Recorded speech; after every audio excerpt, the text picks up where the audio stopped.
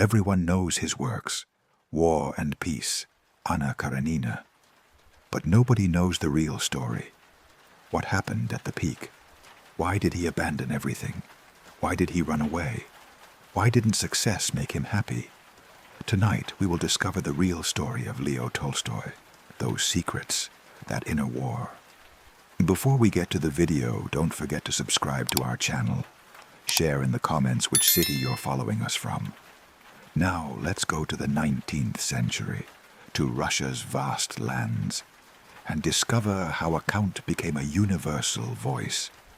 Lev Nikolaevich Tolstoy came into the world on a hot August day in 1828 at the Yasnaya Polyana estate south of Moscow. He came from a rooted Russian aristocratic family. His family had been influential in Russia's history for centuries. They were a lineage that had served the state, gained wealth and respectability. His father, Count Nikolai Ilyich Tolstoy, owned hundreds of peasants and thousands of acres of land. He was the owner of great power, with vast forests and fertile fields. His mother, Princess Maria Nikolaevna Volkonskaya, was an elegant, educated and cultured woman. She spoke French and German perfectly, played the piano, and read European classics with passion. However, this happy period did not last long. When Tolstoy was only 2 years old, his mother died after catching a mysterious illness. Little Lev did not remember his mother at all. He did not know her face, her voice, or even her smell.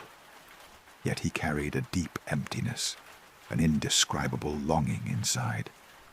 This early loss opened a wound in his soul that would not close for his entire life. When he reached 9 years old, another tragedy occurred. His father suddenly died of a heart attack. Thus Lev and his 4 siblings were suddenly orphaned. The unprotected children passed from hand to hand among relatives. Their aunts cared for them lovingly. Their grandmothers tried to raise them as best they could. But childhood years were always filled with sadness, loss, and loneliness. Nevertheless, the enchanting atmosphere of Yasnaya Polyana enveloped Tolstoy. This place was not just an estate for him, it was a part of his soul. Its forests, green fields, century-old oak trees, and the smoke from village houses became Tolstoy's source of inspiration. These lands did not only offer him beauty, but also taught him to think about justice, conscience, and humanity. Yasnaya Polyana became the only place where Tolstoy formed a deep bond that he could not break throughout his life. Young Lev received a private education as a typical aristocrat child. German and French teachers would come to the house every day, giving lessons in foreign languages, music, and classical literature. However, Tolstoy never liked school life. He was bored by strict rules, could not submit to discipline, yearned for freedom and nature. When he reached 16 years old, he entered Kazan University and first chose the Department of Oriental Languages. He began learning Arabic, Turkish, and Persian. This choice surprised those around him, because most aristocratic youths did not turn to such fields. After a while, his interest decreased, and he transferred to the law faculty. Maybe I'll become a lawyer, he thought. But university life did not satisfy him either. Classes seemed empty and meaningless to him. He was searching for a greater meaning in life, a deeper purpose. It was this questioning spirit that would later make him not only one of Russian literature's greatest, but one of humanity's greatest writers. During this period, young Tolstoy was living a scattered and pleasure-seeking life, like typical aristocratic youths of the time. He gambled, fell into heavy debts, attended balls, entertained with women, squandered money, and drank. However, despite all this ostentatious lifestyle, there was deep restlessness inside him.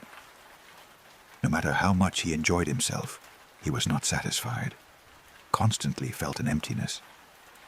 He did not like himself, felt ashamed of his behavior, even avoided looking in the mirror. This internal chaos led him to keep a diary. Every day he confronted himself, mercilessly, honestly writing his mistakes. Today I was lazy again, wasted my time, occupied myself with worthless things, he would note down. He constantly made plans to improve himself, set moral rules, determined goals. But each time he failed, repeated the same mistakes, and this situation battered him even more. This inner conflict, this spiritual tension, did not leave him for years. In 1851, Tolstoy made a bold decision that would change the direction of his life. He left university without finishing and returned to the lands where he was born and raised, Yasnaya Polyana. His aim was to manage the estate personally, to improve the living conditions of the peasants. He was idealistic, well-intentioned, and hopeful. But the realities were not as he imagined. The peasants did not trust their young master, approached his innovations with suspicion. What does this young noble want from us? They thought. Tolstoy became disillusioned, felt his efforts were wasted, and fell into an emptiness again. Just during this depressed period, his older brother Nikolai was going to the Caucasus on military duty. Lev decided to go with him too. Perhaps on this journey, he would find a meaning, a direction. The Caucasus was a wild, dangerous, but fascinating place. High mountains, misty valleys, deep forests, and endless wars. Tolstoy volunteered to join the army here, fought against Chechen rebellions. He saw death closely, got to know fear, pain, and the real face of war. And precisely during these years, something changed inside him. A dormant power in his soul awakened, the passion for writing. He began to wield the pen seriously. His first work was a story called Childhood, fed by his own childhood memories. It was published in 1852 in a prestigious literary magazine in St. Petersburg. The work attracted great interest, received praise from critics. Young Tolstoy was now seen not just as a gambling aristocrat, but as a promising writer. When the Crimean War broke out in 1854, Tolstoy volunteered to join the front, the siege of Sevastopol. This war was one of the bloodiest conflicts between European powers and Russia. Thousands of soldiers died. The city was razed to the ground. Blood, mud, the smell of corpses had permeated everywhere. Tolstoy fought at the front line with great courage. This terrible experience deeply shook him, matured him, and completely changed his romantic ideas about war. After returning from the war, he put what he experienced into writing. The resulting Sevastopol sketches were 3 striking stories that revealed the real face of war. There were no heroism tales in these works, only fear, pain, death, and meaningless destruction. The narration was so realistic that some sections were caught by military censorship. Nevertheless, the stories were published and aroused great response. Even Tsar Alexander II noticed this young writer. Now Tolstoy was not just a talented writer, but a nationally recognized name. When the war ended in 1856, Tolstoy settled in St. Petersburg. Here he met famous writers of the time, names like Ivan Turgenev and Nikolai Nekrasov. He joined literary circles, entered discussions. However, disagreements soon emerged. Tolstoy's sharp intelligence and pointed criticisms quickly damaged friendships. Especially the disagreement between him and Turgenev gradually turned into a personal conflict. Arguments became increasingly harsh. Tolstoy, in his anger, even challenged him to a duel.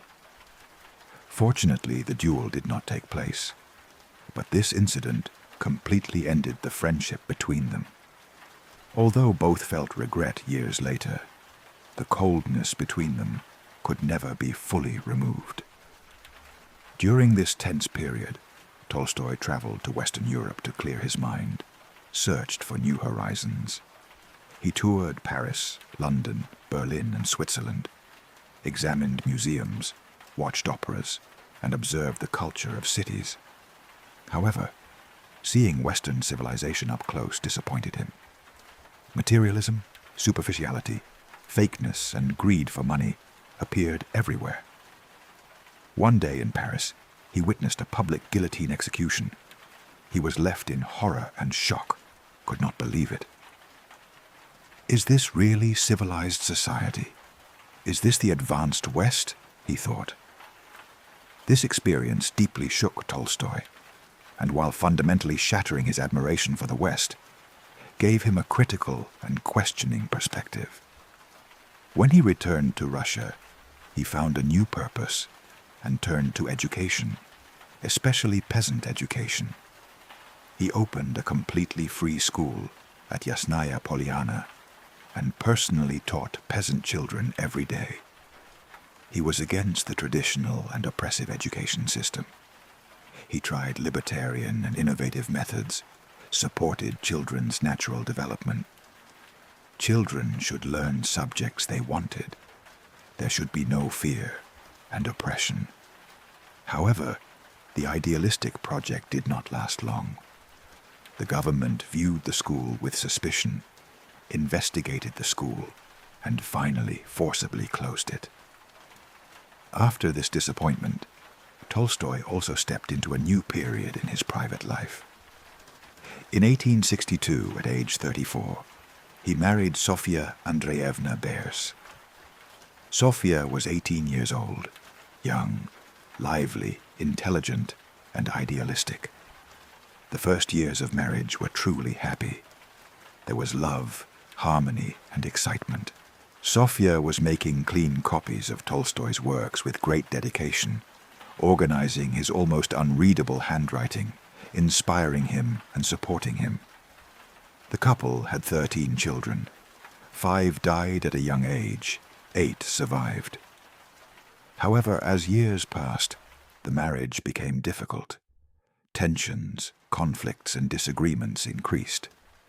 Despite all this intensity and emotional complexity, the early years of marriage were recorded as Tolstoy's brightest and most productive period. Between 1863 and 1869, he worked almost continuously for 6 years, tirelessly and without rest. During this time, he created a masterpiece that would go down in history: War and Peace. War and Peace was not just a novel. Over 1,200 pages narrated hundreds of characters and dozens of intertwined stories. Napoleon's invasion of Russia, the horror of the Battle of Borodino, and the secrets of aristocratic families were revealed. History, philosophy, psychology, love, death, life, war, and peace. The entire panorama of human experience united in this tremendous work, presenting the complete picture of an era. When War and Peace was published in 1869, the literary world was literally shaken. Critics were amazed. Readers read the work greedily day and night. Tolstoy, who was still 40 years old, gained worldwide fame and reached the undisputed peak of Russian literature. He was accepted as a genius. But he did not stop, did not consider resting. Between 1873 and 1877, over 4 years, he wrote his second masterpiece, Anna Karenina. This work was another depth, another journey, a masterpiece exploring the most complex corners of the human soul. It was a multi-layered structure narrating social pressure, morality, the voice of conscience, love, and tragedy. Its famous opening sentence was carved into world literature. Happy families are all alike. Each unhappy family is unhappy in its own way. When Anna Karenina was published in 1877, it achieved great success, and Tolstoy was now not just a writer, but a living cult figure, a legend. He was 50 years old, and from the outside had everything: fame, wealth, a healthy family, immortal works, respectability, and applause. Right at this peak, at the summit of success, at the moment everyone admired, something unexpected happened. Something inside broke. At the peak of success, Tolstoy experienced a terrible internal earthquake. He entered a deep existential crisis, a spiritual collapse, completely lost meaning. What is the meaning of life? He constantly, obsessively asked. Why am I living? Why am I writing? Why am I striving? If everything will end with death anyway, what is the meaning of all this? As he thought his works were empty and meaningless, dark hopelessness descended upon him. His mind became clouded. Life began to seem unbearable to him. The thought of suicide gradually enveloped his mind. Finally, he even hid the guns in the house to avoid harming himself. This spiritual crisis lasted for years and deeply changed Tolstoy.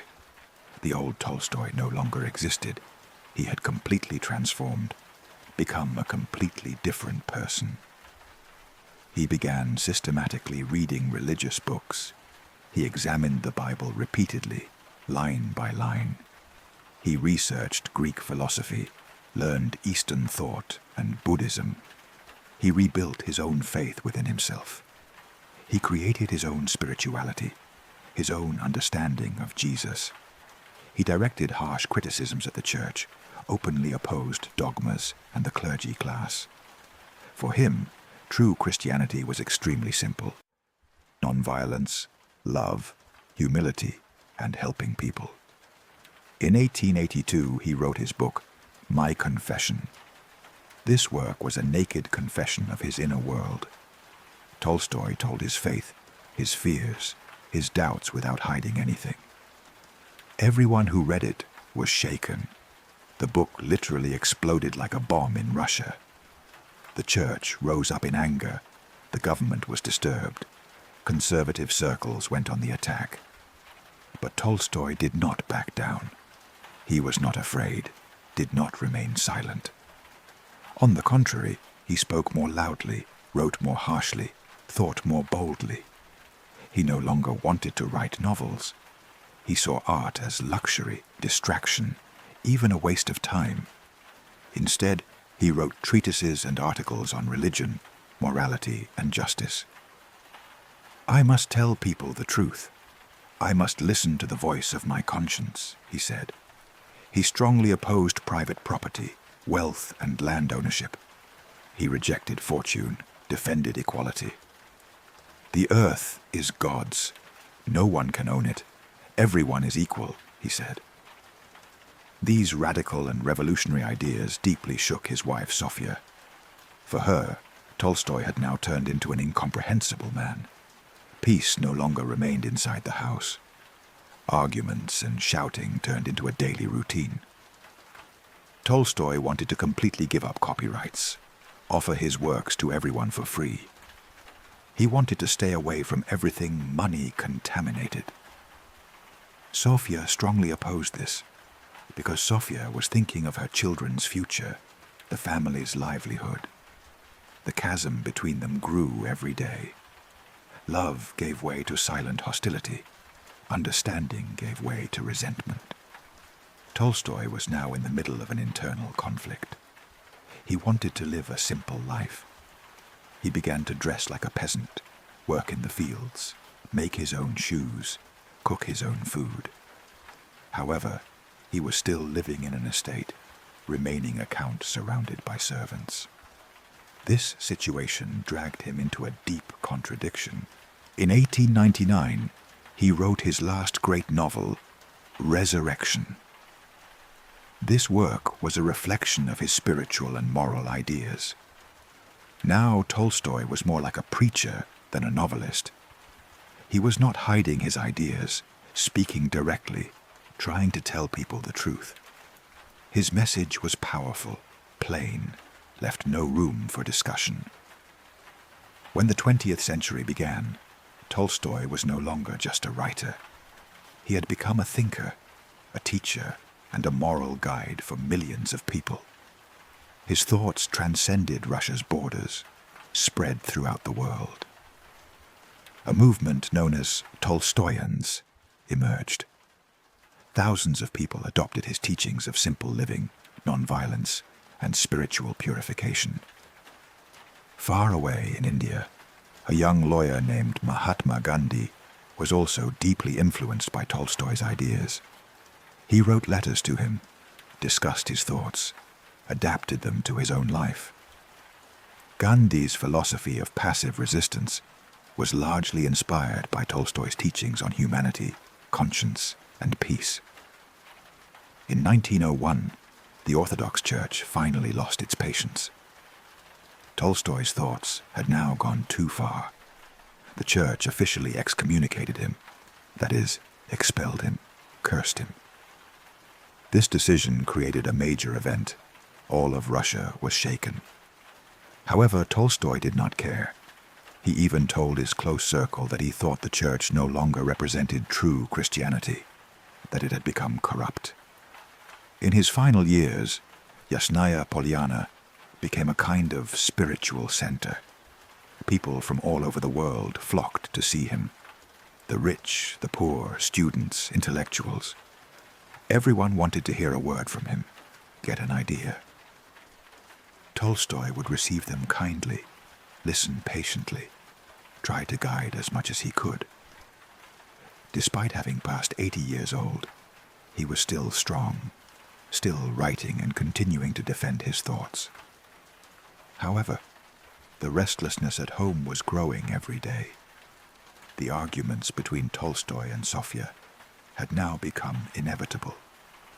They were fighting almost every day, saying harsh words to each other. Sofia had started reading her husband's secretly kept diaries, felt great anger, especially because of his attitude about the will. Tolstoy was tired of her constant pressure, suspicions, and control. He now felt he could not breathe in this house. His only wish was to go away from everything to a place where he could find peace. On a cold October 1910 night, 82-year-old Tolstoy made the ultimate, final decision. He would leave everything behind, quietly escape from the estate. At midnight, without informing anyone, he left the house. Only his faithful doctor and his youngest daughter Alexandra were with him. They boarded a train, but even they did not know where they would go. Tolstoy's only desire was to go, to escape from everything. But this escape did not last long. The weather was very cold. Tolstoy soon became ill. At a small train station called Astapovo, his strength was exhausted. He could not continue his journey. He was placed in the station chief's modest house, tried to rest there. However, he caught pneumonia, writhed for days in high fever. The news quickly spread throughout the world. Journalists, cameras, crowds poured into the station. Sofia came to her husband's side, but Tolstoy did not want to see her. He was now seeking silence and peace. He suffered for days, had difficulty breathing. It was said that in his final hours, he was still murmuring that he wanted to go, to escape. On the morning of November 20th, 1910, shortly before dawn broke, Lev Tolstoy closed his eyes to life. He died in a small station house, far away, alone. Tolstoy was not just a writer. He was humanity's conscience, the voice of thought, the seeker of truth. His ideas on nonviolence and justice deeply influenced leaders like Gandhi and Martin Luther King. His life was full of great contradictions. He rejected fortune, but lived in an estate, defended simplicity, but drew the whole world's attention to himself. Perhaps what made him great was exactly this. He was a constantly searching, questioning spirit who fought with himself. Tolstoy's life and ideas left a legacy that affected not only his own age, but also subsequent generations. His story inspires exploring the depths of the human soul, confronting conscience, and seeking a more meaningful life. If you enjoy discovering such inspiring stories, don't forget to subscribe to our channel. Share in the comments what you think about Tolstoy. In our next video, we will tell the story of someone else who left a mark on history. See you. Goodbye.